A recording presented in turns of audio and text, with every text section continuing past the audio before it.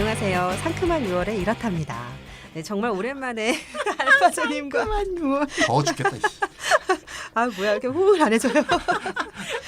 정말 오랜만 알파조님 정말 오랜만에 뵀어요. 그래서 이 앞에서 스튜디오 앞에서 지금 둘이 얼싸안고 회포를 불었는데 안녕하셨죠? 네, 저 네. 안녕했습니다. 우리 승희 씨 정말 반갑고요. 안녕하셨죠? 아 저는 그냥 뭐 네 저도 안녕. 역전용사 다시 만나다. 네네. 자 그리고 오늘 알파조님하고 같이 방송하실 역시 찬이씀 나오셨습니다. 네, 안녕하세요. 찬이스입니다. 찬이씀하고 저하고 패친이잖아요. 네네, 패친이죠. 패친인데 페북 보면 오 엄청 바쁘세요 요즘에 막 여기저기 왔다 갔다. 원래 페북 보면 바쁘적하게 보이는 겁니다. 아침에 마석에 계시다 점심엔 가로수길에 계시다 뭐 또 네. 남영동 쪽에 번쩍번쩍 하시고 그러더라고요. 네. 오늘은 수지였습니다. 네. 수지요? 과거도 봐야 되고 현재도 봐야 되고 미래도 챙겨야 되기 때문에 아니, 바쁜 것 같아요. 그럼 아, 본인 몸은 챙기세요. 아유 허리가 안 좋아갖고 제가 네. 허리 어떻게 좀 관리하는 법 알고 계신 청취자분들은 좀 메시지 좀 보내주십시오. 아 허리가 좀 아픕니다. 네. 네. 죄송합니다. 네, 우울해지네. 그럼, 아, 이제 숙연해지네요. 네네. 네. 누워 있으면 된대요. 그래요? 아무것도 하지 말란 얘기죠? 네네네네. 그 좀 쉬라고. 뭐냐면 집에 있을 때도 앉아 있지 말고 네. 누워 누워서? 있는 게 허리에 가장 부담이 덜 간다는 얘기가 있더라고요. 그건 맞아요. 그래서 앉아 있는 이제 게 가장 안 좋아요. 앉아 있는 게 제일 안 좋고 그 다음에 서 있는 거고. 그 다음에 이제 누워 있는 건 누워 가지고서는 이제 그 노트북 갖다 놓고 누워서도 얼마든지 작업할 수 있으니까. 근데 그게 버릇이 되면 허리가 무력해진대요. 그럼 허리. 이제 근력 운동 따로 해야지. 이제 근데 어쨌든 허리에 부담을 안 주려면 평상시에 가능하면 누워 있어라. 그러니까 여기 사무실에다가 침대를 하나 두고 락구락구. 그래서 이제 거기서 가능하면 누워 있지. 정말 앉아 있는 게 허리에 정말 부담 많이 가거든요. 한번 생각해 보셔야 돼요. 허리가 진짜 허리를 저 장기적으로 장기적으로 모니터 하나 설치해야겠다. 그리고 근력 운동 해야지. 허리 근력은 키워야 되고 네. 근육은. 하겠습니다. 오케이. 네. 네, 그럼 본격적으로 이렇다 97회. 우와, 97회야 벌써. 네. 97회를 진행해 보도록 하겠습니다. 알파조님 오늘은 어떤 주제예요? 지난번에 삼성의 순환시대라는 제목으로 네. 한번 방송을 했었습니다. 근데 그때 삼성이 순환을 너무너무 많은 순환을 겪고 있어갖고 한 번에 안 된다. 그래서 이제 오늘 2탄으로 삼성의 순환 2탄을 준비를 했고요. 지난번에도 말씀을 드렸는데 한 4월 초부터입니다. 한 두어 달 사이에 삼성 입장에서는 정말 죽었다 깨어나도 이해할 수 없는 삼성의 네. 80년 역사가 38년도에 삼성이 처음 만들어지게 80주년. 되는 딱 80주년이 되는데 그 삼성의 80년 역사상 한 번도 겪어보지 못한 일들이 갑자기 한꺼번에 막 벌어지고 있는 중이에요. 그래서 지금까지는 삼성이 하는 말은 곧 진리다. 이런 공식이 한국 사회를 지배를 해왔었는데 지금 현재 그 공식이 깨지고 있는 중입니다. 개인적으로도 보면은 4월 초에 막 이상한 일들이 막 터져 나올 네네. 때 이런 일이 삼성한테도 일어날 수 있는 거야?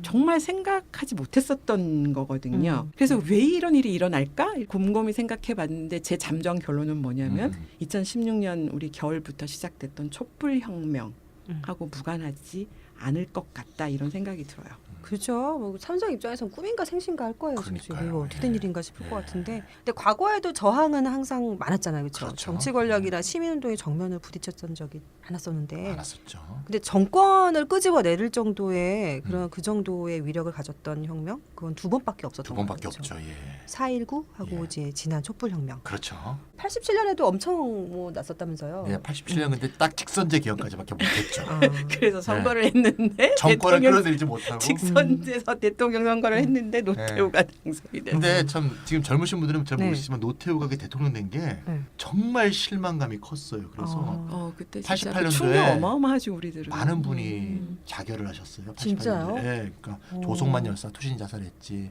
얼마 전에 박래진 열사 분신 자살했지. 그래서 굉장히 많았어요. 87년에 그 열심히 싸웠는데 노태우가 집권하는 죽서서 개종골되는. 이건 그 어떤 절망감은 전 그 당시 표현하지 못한. 그리고 서로 이제 왜 졌는가의 책임 공방도 굉장히 뜨거웠죠. 네. 그치. 네, 당시에. 지금 생각해보니까 진짜 우울해집니다. 4대 필승론이 4대 필승론 이런 게 있었잖아요 그때. 네. 하지만 이번에는 다르잖아요. 네네. 그렇죠? 이 촛불 혁명 진짜 뜨겁게 타올랐는데 진짜 혁명이라는 이름을 붙여도 될 만하다. 왜냐하면 민주주의를 짓밟고 사실은 역사를 다시 왕조 시대처럼 이렇게 되돌려 놓은 건데 거기 군주처럼 행세를 해왔던 정치 권력하고 경제 권력을 시민들이 더 이상 용납하지 않겠다고 길거리에 나온 것이었잖아요. 그래서 결국은 정권 교체를 이루어냈습니다.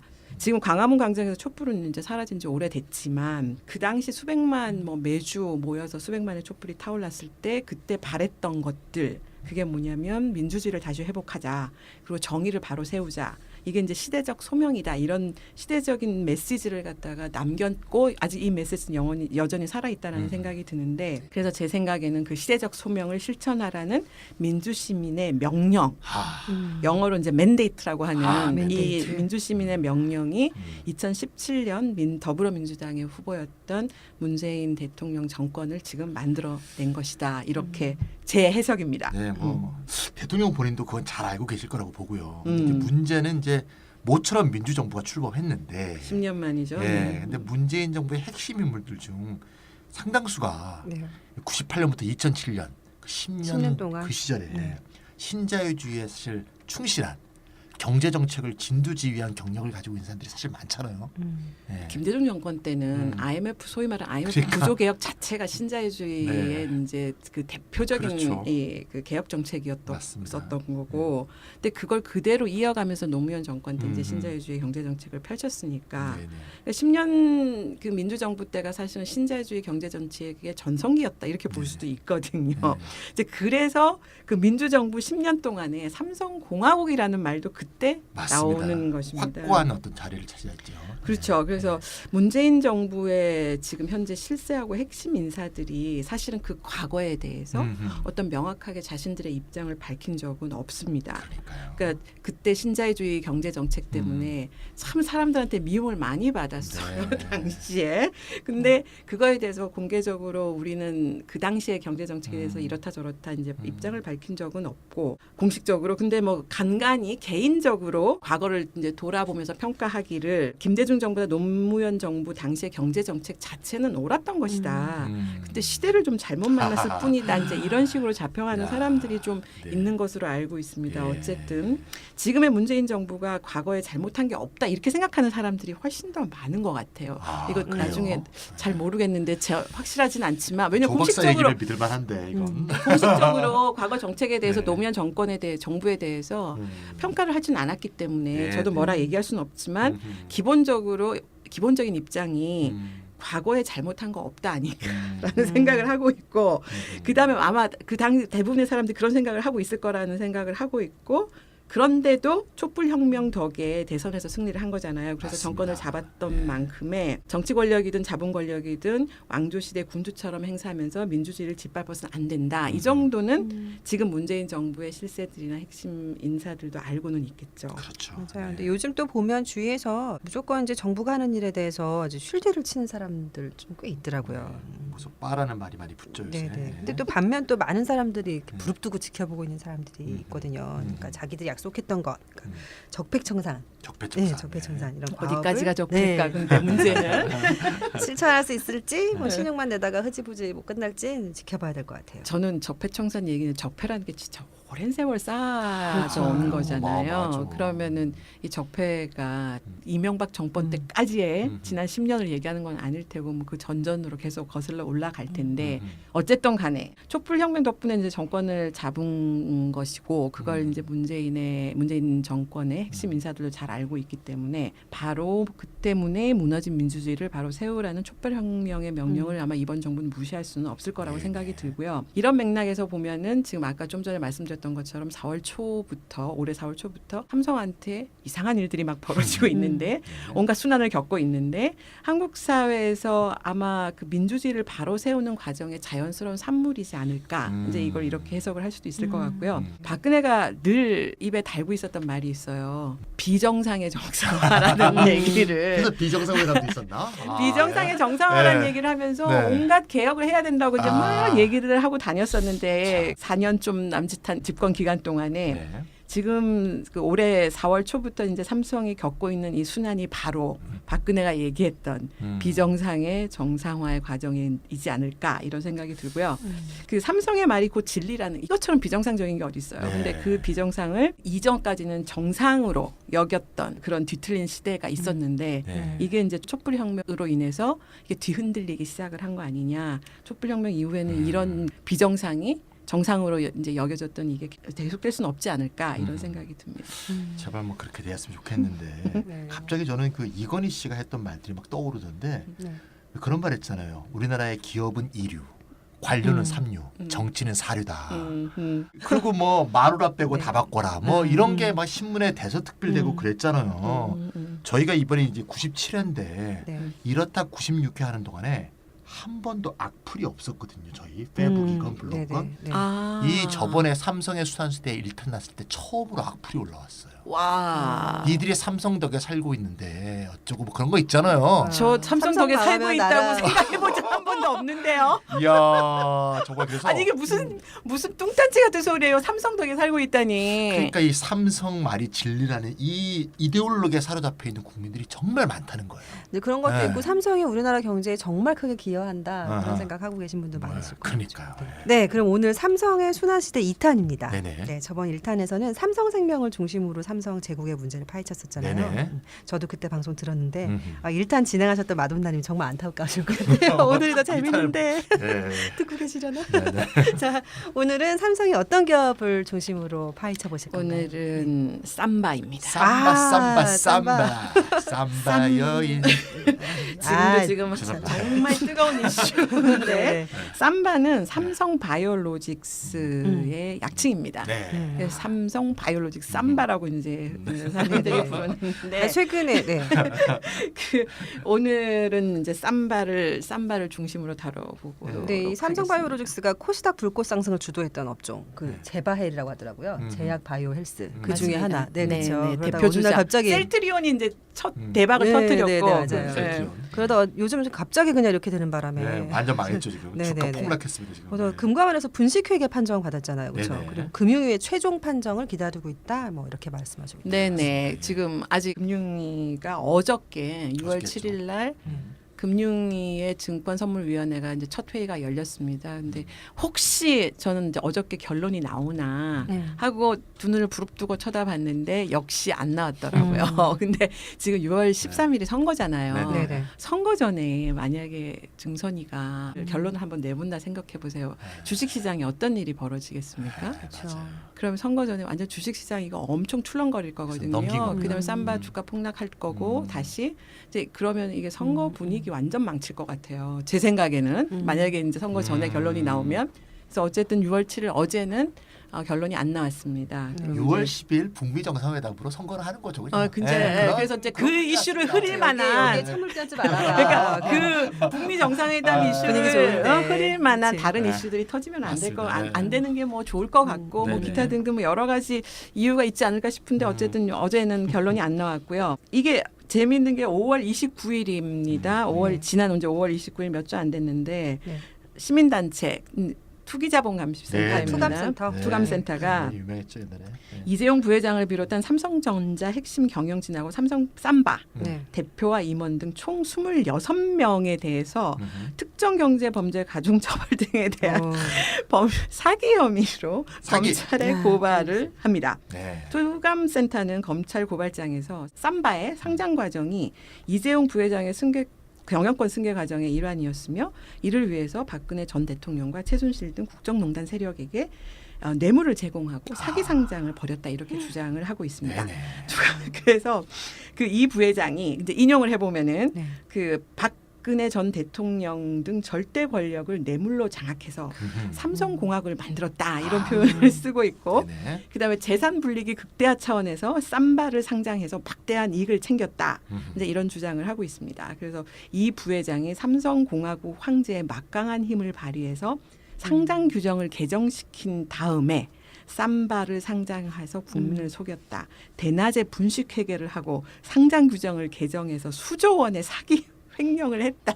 이런 내용들이 지금 고발장에 들어. 이거 제 얘기가 아니고요. 투감의 고발장에 들어 있는 내용을 이제 몇 개 문장들을 제가 소개를 해드린 거고 사실 삼바는 삼성 승계에 있어서 정말 중요한 비밀 병기였었어요. 그렇죠. 그건 확실해요. 근데 그게 지금 이런 일이 벌어질 거라 아무도 상상 못했지만 다시 부메랑이 돼서 삼성의 지금 가슴을 정조준하고 되돌아오고 있는 중입니다.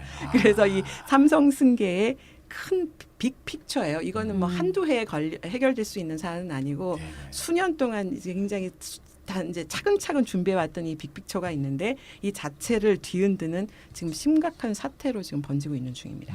야, 이거 뭐 투감센터 고발장 내용 보면 뭐 진짜 삼성바이오로직스 여러 가지 죄명에 대해서 나라비로 그냥 나열하게 돼 있는데요. 근데 공화국이 황제예요. 제국이 황제지. 그렇지. 네. 그래서 삼성 제국 황제라고 해야지. 공화국에는 황제가 그렇구나. 없죠. 박근혜 최순실의 뇌물공여, 네. 삼성바이오로직스 분식회계, 네. 또 상장 규정을 불법으로 개정해서 이제 사기 상장을 했다. 네. 또 수조 원의 사기 횡령 이런 승계 작업. 와, 엄청나네요. 뭐 박근혜 뇌물은 넘어가기로 하고 이재용 부회장이 최순실한테 36억 줬다고 네. 인정을 했었는데도 집행유예로 풀려났잖아요. 그렇죠? 그러니까 뇌물은 지금 뭐 그쵸, 당연한 건데 뇌물은 이게 뭐 다 아는 거고. 네네. 네, 두 번째 이제 삼바의 분식회계가 있는데요. 이것부터 한번 시작해 보도록 네네. 하겠습니다. 분식회계 핵심적 내용이 뭐예요? 네, 2015년 11월에 이제 코스피 상장 이전인데요. 네. 직전이죠. 네, 삼바의 당시 종속 회사였던 음. 삼성 바이오 에피스라는 회사가 있습니다. 네. 그러니까 삼바 밑에 있는 종속 회사죠. 이거를 관계 회사로 바꾼 거예요. 이 전환한 게 분식 회계냐 아니냐, 이게 핵심입니다. 네. 종속 회사인 거랑 뭐 관계 회사인 거랑 그게 무슨 차이가 네, 이게 얼마나 있어요? 이제 문제가 되는데 우리 네. 1탄에서도 조금 했는데요. 네네네. 당시 삼바가 가지고 있던 삼성 바이오 에피스 지분이 91.2%였어요. 거의 뭐 절대적으로 지배하고 있는 거죠. 뭐 종속 회사인데 이 종속 회사에서 관계 회사로 관계가 바뀌면 네. 지분의 가치를 이전에는 장부가액으로 반영하다가 음. 공정 가치, 다시 음. 말하자면 시장 가치로 바뀌게 됩니다. 그러면 예. 껑충 뛰겠죠. 네. 장부 가치가. 네. 예. 그러니까 장부 가액이 공정 가치로 바뀌니까. 그래서 졸지에 삼성 바이오로직스가 갖고 있는 바이오 에피스 전체 지분 가치가 네. 2014년 말에는 4,621억이었는데 4,600억. 예, 이게 장부 가치였죠. 네네. 이게 시장 가치로 바뀌니까 15년 말 현재 5조 2,726억 원으로 급등한 거예요. 짜투리 때도 4천억이 5조가 된 거네요. 그러니까 4천억이 하루아침에 5조가 된 거예요. 돈은 이렇게 벌어. 장부 딱 이렇게. 네. 이 같은 변화가 네. 장부상에만 있는 거예요. 실질적으로 번 돈 하나도 평가이익. 없어요. 그러니까요. 평가이익이죠. 예. 단번에. 평가이익이라 그러는데 이제 회계상에. 근데 어쨌건 분부선이 우리 세상에 내 재산도 좀 이렇게 해줬으면 우리 개인들은 왜 이런 거 그러니까. 못할까? 어쨌건 바이오로직스가 에피스 지분을 갖고 있는데 에피스의 지분이 높이 평가되니까 네. 삼성 바이오로직스의 2015년 영업외 이익에 이게 반영이 된 거죠. 네, 네. 그럼 삼성 바이오로직스가 말하자면 회계 네. 어떤 상태가 좋아지는 거죠. 그래서 2015년에 삼성 바이오로직스가 최종적으로 당기 순이익이 뭐 여러 가지 이렇게 하니까 1조 9,049억 원이 났어요. 2조네요, 2조. 네, 2조. 네. 근데 웃긴 건 삼성 바이오로직스가 2011년에 설립돼서 네. 11년, 12년, 14년, 14년, 4년 내내 적자를 했거든요. 14년에만 당기 순손실이 997억 원이었어요. 그러니까 2014년에 손해를 본 게 1,000억인데. 예, 예. 그런데 1년 만에 2조 원 가까운 이익을 내게 된 거죠. 와. 딱 고해만. 네, 그러니까 이거 분식회계 느낌이 너무너무 강하죠. 그러니까 네. 결국 이제 회계 기준 변경해서 장부만 싸바싸바하게 어떻게 하니까 네. 삼성 바이오로직스 이익이 그냥 완전 뻥튀기가 된 거잖아요. 그렇죠. 네. 이걸 가지고 이제 딱 상장을 한 겁니다. 그런데 이 뻥튀기의 목적이 바로 이제 삼성 3세 승계 작업을 위한 것이다. 이 말씀이죠. 네, 맞습니다. 이제 1탄에 나왔던 얘기 다시 한번 정리하면 네. 삼성물산하고 제일모직의 합병, 요게 3세 승계의 핵심적 과정 아닙니까? 네, 네, 네. 그를 위한 이제 정지 작업들을 한 건데 요것 때 이제 그 합병을 할 때 제일모직의 기업 가치를 이제 부풀려서 제일모직 대주주인 이재용이 합병 비율을 매우 유리하게 해서 그렇게 조정을 했잖아요. 그건 뭐 세상에 다 아는 얘기고 네. 거기 뭐 국민연금도 도와주고 막 그랬잖아요. 그래서 다 지금 깜빵에 가 있지. 네, 이때 제일모직의 기업 가치를 튕겨서 부풀리는데 큰 역할을 한 게 삼바가 낸 2조 가까운 이익이었던 거거든요. 네, 바로 2015년 딱 한 해에 발생한 네. 당시 제일모직이 삼바의 지분 46.3%를 소유한 대주주였거든요. 그러니까 삼바의 이익이 커지니까 제일모직이 이렇게 많이 이익을 내는 회사를 갖고 있으니 제일모직이 아주 튼튼한 회사고 아주 이 가치를 높이 평가해 줘야 되는 게 아니냐 이렇게 된 거죠. 그래서 삼바가 이익을 많이 내는 거로 회계 기준을 변경한 게 제일모직의 기업 가치 부풀리기에 활용이 된 거죠. 그게 이제 결정적이죠. 왜냐하면 제일모직 있잖아요. 제일모직 내세울 거 없는 아니, 회사고. 사실 별볼일 없잖아요. 별로 그렇죠? 없어요. 네. 근데 에버랜드 원래 제일모직이 원래 에버랜드거든요. 이름이 제일모직으로 바뀐 건데 에버랜드가 가지고 있는 게 사실은 별로 없어요. 사업적인 측면에서. 그렇죠. 근데 이게 삼성물산하고 합병을 하는데 네. 삼성물산 어마어마한 회사인데 제일모직이 더 가치가 높다라는 평가가 나오는 건데 말도 안 되는 거죠. 이제 예. 그때 제일모직이 삼성물산보다 훨씬 더 가치가 높다라는 평가를 받게 되는 그 배경에 바로 이 삼바. 삼바에 딱 2005년 네. 한 번 네. 장부상에 뻥튀기 된 그것도 에피스 지분. 에피스 지분 네. 때문이다. 음. 이제 이렇게 이해하시면 될 것 같아요. 너무 노골적이다. 예. 삼성 아니, 근데 1등이라 이걸 누가 그러지. 먼저 이렇게 알아챘어요? 이건 참여연대인가 또? 예, 이게 재밌게도 말이죠. 진짜 삼바 재밌어요. 상장의 문제점을 최초로 밝힌 언론사는 조선일보였습니다. 아 미친 거 없이 조선일보. 마치 최순실을 제일 먼저 조선일보 그러니까, 보도하고 왜 비슷한 그랬을까? 건데. 그렇죠. 그런 거 네. 보면은 참 조선일보. 특이해요. 아이러니네요. 딱 이게 튕기는 건데 삼바가 거대한 이익을 낸 그 재무제표를 네. 2016년 초에 이제 발표를 하자 조선일보가 자본시장 전문 매체인 자회사인 인베스트 조선을 통해서 네. 이거를 삼바 코스피 상장의 사전 정지 작업이다 이렇게 이제 밑밥을 깐 거다. 보도를 한 거예요. 벌써 2016년 초에. 그렇죠. 예. 어. 그러니까 당시 삼바의 회계 기준 변경을 문제 삼았던 언론사는 인베스트 조선이 유일했어요. 왜 그랬을까? 아무도 관심을 보이지 않았는데 이상하니까. 이상하니까. 이거 이상한 아무 건 생각 없이 그냥 팩트니까. 정부가 얘네들이 네. 사실 제일 많아. 내가 볼 때. 그래서 한국에서 삼성이 아니면 다른 회사라면 과연 이게 가능할까? 이런 질문도 던지면서 이제 그러던 중에 2016년 말에 참여연대가 삼성물산 제일모직 이제 합병한다고 하니까 비율이 너무 이상하니까 너무 제일모직이 어떻게 비율이 더 좋으니까 이 논란을 막 들여다보다 보니 어허 제일모직의 자회사인 삼바가 실적이 펑튀기 돼 있네. 이건 이제 알아낸 거죠. 그래서 삼바 분식회계 의혹을 제기했고 그러다 보니까 2017년 2월에 이제 이재용 부회장이 최순실 사건 때문에 이제 조사를 받게 되잖아요. 그래서 이 이슈가 그냥 확 세간의 주목을 받게 된 거죠. 그게 조선일보가 처음 2016년 초에 처음으로 이런 문제 제기를 했을 때 아무도 관심이 없었어요. 한국 사회 전체가 그냥 눈을 딱 감아버렸어요. 네네네. 조선일보도 어쩔 수가 없는 거예요. 네네. 근데 그런 상황에 갑자기 이제 완전히 회오리 바람이 일면서 이 국정농단 사태에서 이제 이게 다 낱낱이 드러나는 이런 이제 일이 또 그걸 또 참여연대가 덥석 물고 그러게 물고 안 놔준 거고. 네. 네, 그럼 이제 다음 얘기로 넘어가서요, 알파조님. 그 상장 규정을 불법적으로 개정했다고 했잖아요. 사기 상장했다 이랬는데 그게 도대체 무슨 얘기예요? 그 2016년 11월에 삼바가 이제 코스피에 상장이 됩니다. 네네. 그래서 삼바의 주가를 그때 이후로 보면은 정말 거의 매일매일 하루가 다 멀다 하고 최고가를 경신하면서 정말 가파른 상승세를 지금까지 이어나갔습니다. 얼마 전까지 네. 4월 초까지죠. 네. 그래서 공모가가 당시에 13만 5천 원이었는데 4월 초에는 그거의 4배가 넘는 수준인 60만 원까지 올라. 야 반년도 안 돼서. 야 1년 반도 안 된 거죠. 아, 1년 반. 1년 반, 2016년 2016년. 10일이니까 네. 1년 반도 안 됐는데 와. 주가 뻥튀기가 참 4배가 오르는 네. 셈이에요. 4배가. 네. 그러면서 시가총액이 9조 5천억 정도였는데 4월 초에 음. 그 4배 60만 원까지 올랐을 때 39조 원을 아. 하게 됩니다. 네. 그래서 아까 그 우리 승희님 말씀하셨던 이 바이오 헬스 뭐 제약, 이 네. 제약 네. 이 의약품 시장에서 사실은 셀트리온이 압도적인 1위를 차지하고 있었거든요. 한국 기업들 중에서는. 네. 셀트리온이 사실은 그 코스피 시총 2위 기업이었었어요. 네. 근데 이 셀트리온을 제치고 코스피 시총 그 3위에 오르기도 합니다. 그리고 고덱스는 아니 파는 약이라도 있어요. 그러니까 그 셀트리온은 고덱스라는 간장약 고덱스. 팔거든요. 간장약. 갈색 캡슐 오. 굉장히 많이 쓰는 약인데 나와버려 얘기 나왔다. 쌈바는 무슨 약을 파는지 저는 잘 아무것도 모르겠는데 뭐 아무것도 없는데 이렇게 야. 왜 그랬을까? 벌써 승계로 이렇게 연결된다는 걸 다 네. 주식 투자자들이 알고 있는 거겠죠. 예. 아 그럼 이 삼성바이오로직스가 3위에까지 올랐다. 네네. 1위는 당연히 삼성전자일 것 같고. 그랬죠. 예. 2위는 어디예요? SK 하이닉스. 하이닉스. 아. 네. 어제 제가 시세 기준 한번 봤더니 네. 삼성전자가 어제 시가총액이 325조, 오.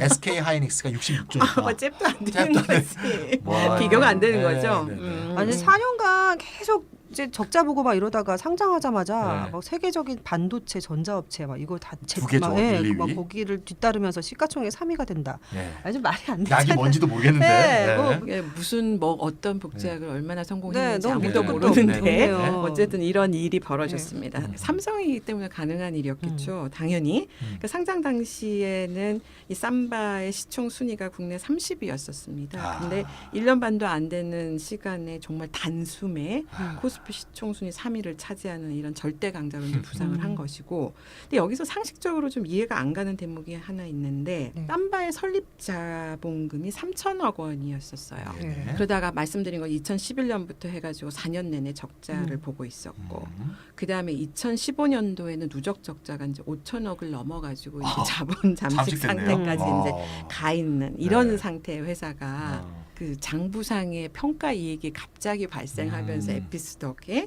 네. 그래서 그 한 해만 딱 그 단기 순이익을 기록하면서 상장을 한 거잖아요. 근데 당시에 코스피 상장은 사실은 꿈도 꿀 수 없는 그런 상태였었어요. 그럼에도 불구하고 코스피 상장을 했다는 거 아닙니까? 아, 이게 그러니까요. 어떻게 가능했을까? 이거 상장 아무나 시켜주는 거 아니잖아요. 그렇죠. 여러 가지 기준이 그렇죠. 있어요. 네, 꼭 맞아요. 이익을 냈다고 바로 상장시켜주는 게 아니에요. 예. 이때 아. 이제 정말 하늘이 쫙 갈라지면서 기적 기적 같은 일이 일어나는데 모세가 이게 등장했구나. 말이 좋아 기적이지 이게 사기잖아요. 사기 상장이죠. 2015년 11월입니다. 그러니까 네. 상장하기 한 1년 전인데 네네. 증권거래소가 갑자기 코스피 상장 규정을 변경한다는 거봐 발표를 거봐. 그치? 이런 일이 있는 거지. 제국인데 뭐 그치? 제국. 확대 말씀을 해야지. 예, 거래소가 뭐라 그러냐면 네. 원래 자본 잠식 상태에 있는 적자 기업은 코스피 상장이 불가능했습니다. 아. 근데 그 요건을 삭제를 하게 됩니다. 아. 그래서 적자 기업도 상장을 할 수가 있다. 그래서 적자 기업이 상장을 할 때 시총이 6천억 원이 넘고 자본금이 2천억 원 이상이면은 코스피 상장이 가능하다. 이런 새로운 요건을 도입을 네. 하는 거예요. 그래서 그 원래 자본 잠식 상태 적자 기업인 삼바는 원래 기존의 규정대로였으면 상장 못했습니다. 그렇죠. 근데 딱 그때 기적 같은 일이 벌어지면서 상장 요건이 바뀌게 되면서 음. 삼바의 코스피 상장을 가로막았던 결정적인 장애물이 싹 없어져요. 하루아침에 연기처럼 사라집니다. 그러면서 삼바는 자본 잠식 상태에 빠진 적자 기업으로서 코스피 상장에 성공을 했죠. 첫 번째 첫 번째 기록을 세운 건데 네. 지금까지도 그 기록을 가진 유일한 기업이에요. 아. 그러니까 삼바만을 위한 삼바에 의한 이런 거 그러네요. 있잖아요. 딱 집어서 쌈밥 파티네. 그렇죠. 딱 집어서 널 위해 해줄게 이거잖아요. 아, 좀 네. 다른 그러니까 기업이 첫- 엄두라도 낼 수 첫 있겠냐고. 기업이자 네. 지금까지도 유일한 기업입니다. 삼성은 반드시 해낸다. 이거 네. 문제인 것 같아요. 그렇죠. 그렇다고 볼 수 있는데 네. 근데 어디까지나 그냥 심증이에요. 아 이쯤 되면 물증 아니에요? 아. 그러니까 우리가 보기에는 이게 너무 하면 다 나와. 이런 아이씨. 기적이 왜 이런 기적은 삼성한테만 일어나는 아이씨. 것이냐. 우리는 그래서 이거를 심증이라고 확실한 물증이라도 얘기하지만 사실은 이게 심증에 불과하기 때문에 에이. 그 사실은 증권거래소가 만성 적자 기업인 삼바의 상장을 돕기 위해서 상장 요건을 완화한 것이다. 네. 라는 우리의 주장이 음. 사실 결정적인 물적 증거가 제시되지 않으면은 이게 아무 소용이 없어요. 그리고 금융위는 이때 뭐라고 해명을 하고 있냐면은 우리나라 증시를 활성화하기 위한 방안이었다. 그러니까 괜히 이상한 트집 잡지 알량해. 마라. 아. 근데 이렇게 얘기를 하는 거예요. 근데 네. 물적 증거가 없으면 이거 증명할 수가 없는 거거든요. 근데 이재용 항소심 재판 결과가 단적으로 보여준 것처럼 근데 아무리 검찰이 정말 빼도 박도 않는 못하는 이런 증거를 내놓았어요. 실제로 당시에. 근데 법원은 한마디로 그냥 한 칼에 증거로 인정하지 않겠어. 네. 그걸 하면 땡입니다. 네. 그래서 사실은 이재용이 항소심에서 집행유예로 풀려났잖아요. 네, 네, 그게 네. 딱 이거거든요. 네. 검찰은 명확한 물증이라고 제시를 했는데 법원이 그걸 증거 능력을 인정 안 하니까 그냥 풀려나는 이런 상황이 벌어지는데 그래서 이게 이런 일을 겪을 때마다 이게 삼성 제국이다 이건 정말 이 말이 괜히 나오는 게 아니다 이런 생각을 하게 되는 거죠. 야, 살다 보면 심증만 가지고도 막 죄인 된 사람 엄청 많잖아요. 그렇죠. 물증이 어느 정도 받쳐줘도 이게 네. 진짜 삼성은 쉽지 않네요. 근데 진짜 궁금한 게 아니 삼성 바이오로지스 니들은 뭐냐 이런 생각이 드는데 도대체 뭐 하는 회사 뭐 만들어서 뭘 팔았어요 그 도대체? 의약품 복제품을 만드는 회사잖아요. 생산하는 네, 회사인데 네. 이게 뭘 하는 회사냐가 더 네. 중요하지 않아요. 일단 중요하지 더 중요한 건 뭐냐면 삼성그룹하고 이재용 승계에서 삼바가 차지하는 위상과 의미를 봐야 되는 거예요. 이게 더 중요한 거예요. 삼바가 뭘 하는 회사이냐, 뭘 생산하는 회사냐 사실 부차적인데 네. 2010년도에 이건희 회장 아까 말씀하셨어요. 이건희 회장이 여러 가지 말씀을 하시는데 이게 바로 삼바 탄생의 신호탄이 되는데요. 태초의 태초의 말씀이 말씀이셨어요. 아, 그렇죠. 기업이 탄생한 이건희 거. 회장의 그렇죠. 태초의 말씀이 네. 뭐였냐면은 네. 당시 삼성의 주력 상품이 스마트폰, LCD도 있었는데 이게 10년 내에 다 따라잡힌다. 누구한테 중국한테. 네. 그래서 삼성이 새로운 먹거리를 발굴해야 된다라고 하면서 이건희 회장이 직접 삼성 위기설을 들고 나옵니다. 네네. 그러니까 조만간에 이제 중국한테 다 잡아먹힌다. 이건 회장이 딱 그런 얘기를 하고 나니까 삼성그룹의 미래전략실에서 삼성의 미래 먹거리 5대 신수종 사업을 발표를 딱 합니다. 5대. 그런 발표를 하고 2020년까지 23조 3천억을 투자한다는 이런 마스터 플랜을 발표를 하는데 네. 2010년도 5월이었어요. 그때 삼성이 그 5대 그 신수종 사업 미래 먹거리 산업을 발표한 게 의료기기 첫 번째, 두 번째 바이오제약, 세 번째 태양전지, 그다음에 네 번째 자동차용 전지, 다섯 네. 번째 LED 이렇게 아. 뽑혔습니다. 이게 중요도 순서는 아니고요. 네. 그냥 이렇게 5가지를 이렇게 선정을 하게 됩니다. 2010년도 5월에 이제 5대 신수종이 발표가 되고 난 다음에 2011년 4월에 그 중에 하나인 바이오 제약 산업을 이끌어갈 새로운 회사가 설립이 되죠. 그게 바로 삼바입니다. 네, 이 5대 신수종 사업 얘기 네. 들어보니까 제가 또 입시 쪽을 좀 알잖아요. 네, 그럼요. 이 성균관대. 삼성 2010 거잖아요. 네, 삼성이 거죠. 이제 사실 재단이. 그 재단이죠. 네. 2015년에 새로운 학과가 생겨요. 학과 이름이 뭔가 하면 좀 영어가 4개가 나오는데요. 글로벌 바이오 메디컬 엔지니어링. 정말 이게 뭐라고 한 읽어? 학과예요? 한 학과 이름이에요. 요새는요. 영어 이름을 붙여야 학과가 인기가 있어요. 그 글로벌은 기본으로 붙습니다. 글로벌 바이오 메디컬 엔지니어링 학과인데 이 대학이 집중적으로 육성한 학과고 네. 실제로 커트라인도 의대 바로 밑이에요. 굉장히 인기 있어요. 이게 뭐 하는 거냐?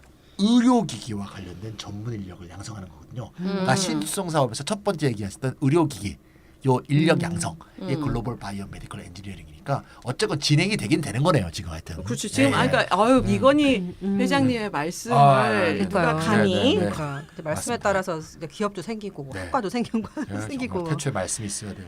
네. 야 이거 참 보면은 저 제약이라면 또 제 나와버렸잖아요. 네네. 구체적으로 삼바가 참 제약업에서 어떤 역할을 하는지 저는 모르거든요. 나는 왜 정사자인데 모르지? 아, 그래서 어떤 왜 일을 해요? 그러세요, 근데? 들어보질 못했어 얘네들은. 참. 이렇게 듣보잡인데. 네. 아, 네. 진짜요? 네. 선보가 제가 보자 보자는 뭐 대웅제야 네. 뭐 이런 거 우루 뭐 이런 거 있잖아요. 아니, 근데 그런 거 이게 유한 거 아니에요? 바이오 쪽이니까 네. 바이오 아니 쪽인데. 바이오 쪽이라도 좀 들어볼 네. 만한데. 아, 셀트리온은 아는데 셀트리온은 네, 네, 네. 삼바는 네. 아직은 듣보잡이다. 네. 신기하네요. 어쨌든 네. 그러니까 삼바는 CMO 업체라고 합니다. CMO라고 하는 거는 위탁 생산 대행 업체라는 뜻이에요. 그게 바이오 약품 쪽에서도 글로벌 제약 회사들이 네. 바이오 의약품을 개발을 하지 않습니까? 근데 그걸 자기네들이 직접 생산을 안 하고 다른 업체한테 생산 전문 업체한테 그 생산을 맡기는 아하. 그걸 CMO라고 하는 거예요. 아. 그래서 생산 대행 전문 업체에다 음. 아웃소싱을 하는 것을 말하는데 음. 이 우리 일반 제조업이나 IT 산업에서는 OEM 이런 얘기 많이 주문자 하잖아요. 뭐 주문자 네, 생산하듯이 네. 그게 바이오 업체 제약 산업에서도 이걸 CMO라는 이름으로 자기는 신약을 개발하진 않지만 아. 생산만 위탁 대행하는 이 업체가 바로 삼바라고 그러니까 제약업의 국제 하청 회사구나. 그렇다고 그런 거네. 보시면 예. 되겠죠. 그러니까 예. 개발을 직접 하진 않기 때문에 그러니까 이 신약 음. 개발은 사실은 소수 선진국에 있는 몇 개 글로벌 제약 그렇죠. 회사들이 독점을 하고 있잖아요. 아이자 뭐 그렇죠. 이런 거. 다국적 네. 제약 네. 회사들. 네. 이게 후발주자들이 사실상 뛰어들어가기 사실상 불가능한 업종이라고 볼 수가 네. 있고 아무리 반도체 세계 1등을 달리는 삼성이라 하더라도 이 글로벌 제약 그 회사를 넘볼 수는 없습니다. 그쵸. 이게 뭐 갑자기 하루아침에 제약 회사를 한다고 해서 자동차도 될 실패했잖아요. 사실. 될 일은 네. 아닌 네. 거고. 네. 근데 이 제약 산업에 CMO라고 하는 시장이 열려요. 그러니까 지금까지는 제약 회사들이 자기네들 직접 생산도 했었거든요. 근데 이걸 직접 자기가 안 하고 전문 생산 위탁 업체, 대행 업체한테다 이제 맡기는 이런 새로운 이 방식이 등장을 하게 되면서 CMO 시장이 열릴 때 삼성한테 이제 이게 기회가 온 거죠. 그러니까 삼성이 제일 잘하는 게 뭐냐면 반도체도 그렇고 휴대폰도 그렇고 스마트폰은 삼성 개발하지 않았잖아요. 근데 이 누가 먼저 개발한 이런 그 신제품들을 삼성은 저렴한 비용으로 대량 생산에 성공을 하는 그런 제조업 생산 기술력을 가지고 있습니다. 그 노하우를 가지고 있는 기업이다 보니 그 점에서 의약품도 마찬가지로 이 반도체나 휴대폰처럼 위탁 생산에서 시작하는 게 삼성이 가장 잘하는 자신들의 경쟁력의 핵심인 양산 체제. 네. 여기에 이걸 우리 삼성이 아마 빛을 볼 수 있을 것이다. 이게 여기서 시작하는 게 아마 가장 현실적인 선택이지 않았을까 이런 생각이 들어요. 그러니까 그때 이제 삼바가 2011년 시작될 때 아까 납입 자본금이 3천억 원이라고 했잖아요. 3천억 원. 3천억 원의 이제 구성을 좀 보면 주주 구성이 삼성 에버랜드가 40%, 삼성전자도 40%, 삼성물산이 10%.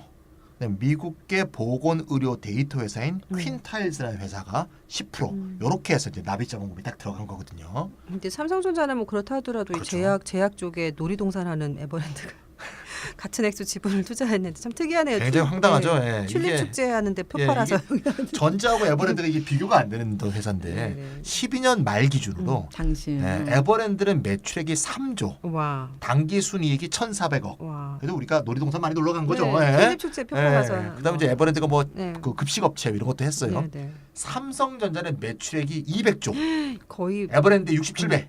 70배네요. 70배. 예, 당기 순이익은 23조 8천억 원. 와. 그러니까 에버랜드 한 170배. 이 두 개가 비교가 안 되는데 둘이 똑같이 40%를 투자한 거죠. 이거 에버랜드가 미친 거 아니고 삼성전자가 미친 것도 아니겠죠. 그렇죠. 예. 에버랜드가 삼성전자 나란히 이제 삼성바이오로직스의 최대 주주가 됐다. 네네. 이게 뭔가 다 동일한 뭔가, 비율로. 뭔가 이거 밑밥이 있는 것 같은데 이게 뭐가 있죠 이유가. 알파주님이 말했듯이 뭐 이 사업이 뭐 5대 사업, 실수종 사업으로 그래서 음. 유망한 사업이기도 했겠지만 네. 더 중요한 것은 이제 삼성 3세 승계에 활용할 것을 애초부터 생각하고 그렇게 에버랜드가 빅픽처가 삼성전자와 같이 그렇죠 빅픽처 40% 투자를 한 거죠. 꼭 먹고 네. 발 먹고 이렇게 당시에 이제 에버랜드가 비상장 회사였습니다. 네. 비상장 회사였던 에버랜드가 당시에는 삼성그룹의 사실상 지주사 역할을 했어요. 저번에도 나왔지만 삼성은 아직 지주회사로 전환이 안 됐고 순환 출자가 돼 있는 상황이라서 사실상 지주회사 뭐 이렇게 얘기를 하는데 여기서부터 이제 쭉 순환 출자가 시작이 되는 거죠. 네. 지금은 이제 삼성물산이 이제 지주회사 역할을 하고 있고 어쨌건 지배구조의 정점에 그때 에버랜드가 딱 있었습니다. 더 중요한 거는 이건희 일가가 그때 에버랜드 지분 45.1%를 보유하고 있었는데요. 네. 비상장 회사죠. 여기서 이재용 지분이 굉장히 많아요.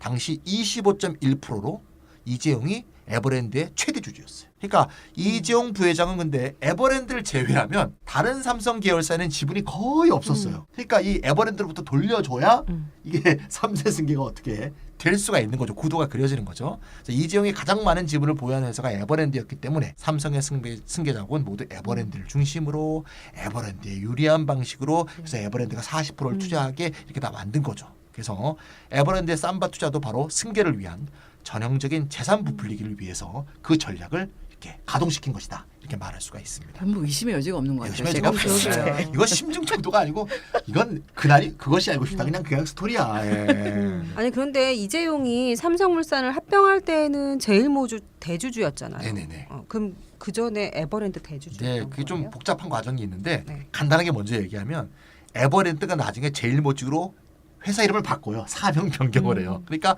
에버랜드 대주주였다가 제일모직 대주주로 바뀐 거죠. 그 얘기가 그 얘기입니다. 예. 이름만 바뀌었어요. 이름만 바뀌었어요. 예. 어쨌든 이재용 입장에서는 그럼 자기가 유일하게 대주주인 에버랜드가 그러니까 또 대주주로서 투자한 회사잖아요. 네, 삼성바이오로직스가. 삼바. 네. 예.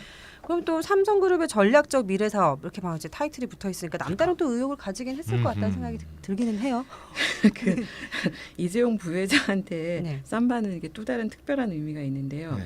이 돈이 많은 계열사들이 많잖아요. 많죠. 에버랜드 말고도. 생명, 뭐 근데 전자. 이재용 부회장의 회사 에버랜드는 딱 한마디로 이재용 부회장의 회사인 거예요. 그렇죠. 왜냐하면 아까 말씀드린 다른데 주식 별로 없는데 네. 거기만 25.2%를 갖고 그러니까요. 있으니까.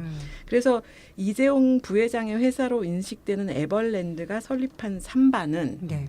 당연히 처음 탄생부터 반드시 성공해야 하는 운명을 안고 태어났다. 판타자의 어떤 능력을 보여줘야 되는구나. 그렇죠. 왜냐하면은 네. 이재용 승이 이 삼성 경영 일선에 등장한 지는 꽤 오래됐습니다. 오래됐죠. 근데 뭔가 성공 사례를 하나도 만들지를 없죠. 못했어요. 네. 이제 그러다 근데 아버지인 이건희 회장이 지금 쓰러져 있잖아요. 그렇죠. 이제 사실상의 그 이재용이 이제 삼성그룹의 후계자가 돼 있는 건데 경영주가 돼 있잖아요. 근데 이재용이 이제 경영 능력을 이제는 좀 보여줄 때가 된 거죠. 그렇죠. 그래서 왜 지금까지 다른 건 지금 있는 모든 삼성의 계열사는 다 할아버지 아버지 때 그 시대에 만들어진 작품들이기 때문에 지금 이제 이재용 시대를 열어 나가야 되는 이 시작점에서 이재용이 형제 경영하는 걸 정당화를 하려면은 이재용이 선택해서 이재용이 만든 회사가 성공해야 네. 된다라는 이 성공 스토리가 지금 절실하게 필요한 상황입니다. 그렇죠. 그래서 이제 삼바가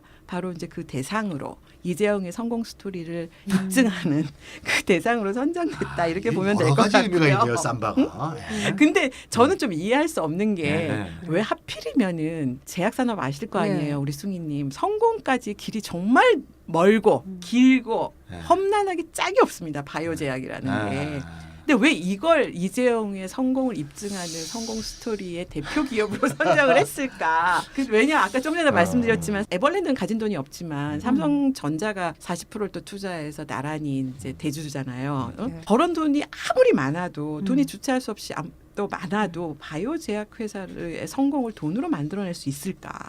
그건 좀 의문이거든요. 그러게요. 우리나라가 이제 어느 정도 이제 급이 있는 나라잖아요. 음. 그래도 그럼에도 불구하고 신약 개발에 투자하는 비용 이런 것들을 이제 전 세계적으로 보면 우리나라는 거의 없어요. 거의 없죠. 네. 그러니까. 우리나라 네. 카피죠 우리 뭐. 왜냐하면 네. 이제 제약 신약 개발이라는 게 어마어마한 비용이 들어서 아. 또 그리고 이제 개발을 했는데 그게 약효가 없으면 그냥 꽝이잖아요. 그렇죠. 그냥 그렇죠. 네, 돈 개발에 많이 실패하면 그냥 이건 네. 밀가루만 또 못하거든요. 네. 네. 그래서 너무 위험해서 임상 실험도 네, 오래 걸리고. 그렇죠. 오래 걸리고. 네, 아예 임장심 음. 해서는 뭐 성공하는 보장도 없고 그렇죠. 실패하면 그렇죠. 끝인 거. 아까 네. 지금 말 밀가루로 그냥 떨어지는 거. 그래서 우리나라처럼 이렇게 제약회사 기반이 없는 나라에서 뭔가 신약 개발 이런 거는 저는 사실 지금으로서는 이건 어불성설이다 이렇게 이재용 생각하는데. 좀 아는 사람한테 물어봐야겠다. 왜 그런지. 그러니까요. 저도 궁금해요. 이 어려운 걸 네. 하필이면 이 어려운 걸 왜 했을까? 그러게, 하필이면.